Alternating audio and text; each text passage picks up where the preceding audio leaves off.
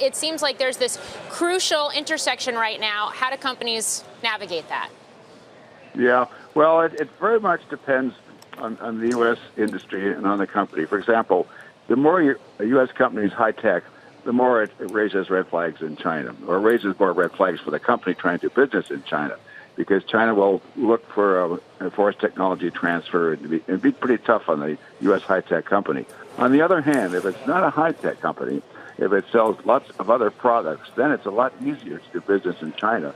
In fact, the Chinese want a business in China. I've talked to many Americans in China, Chinese in China, who tell me that the Chinese government is trying to help American companies get more foreign investment into China. So it very much depends upon the nature of the business. Senator, Washington Post has a piece out today about Hong Kong.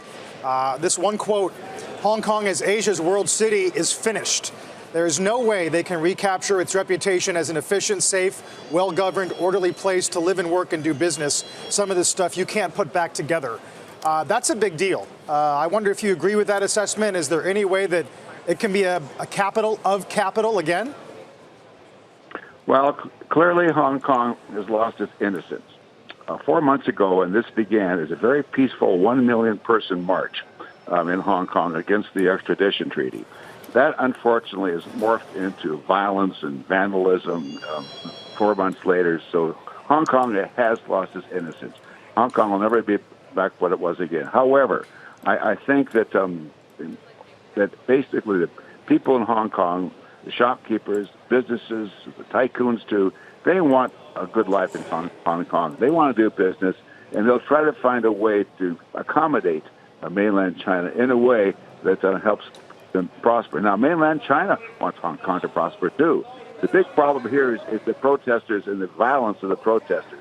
And if that can be somehow managed, consistent with a modicum of civil liberties in Hong Kong, I think that'll be the solution.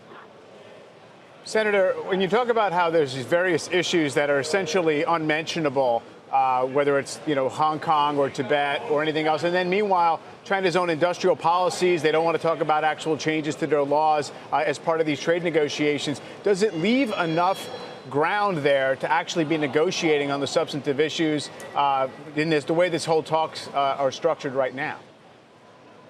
I think it's that talks are not structured in a way that's going to reduce very significant results. The big problem here is that China is rising. China knows its GDP will exceed that of the United States in 15 years, say.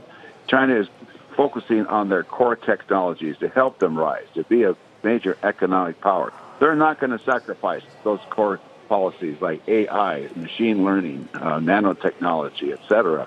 So it's futile for the United States to try to put China down. The big problem here is that China is starting to think that the United States is trying to stop China's rise.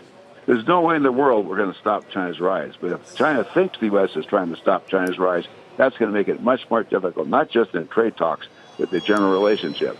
The big answer here, frankly, is for the United States to first get its own act together at home, develop its own economy. That's the usual suspects, education, get our budget in order. But secondly, we have to work with our allies to kind of in concert with respect to China, because China will divide and conquer anytime they can, setting ally against ally, country against country, company against company to try to gain their advantage.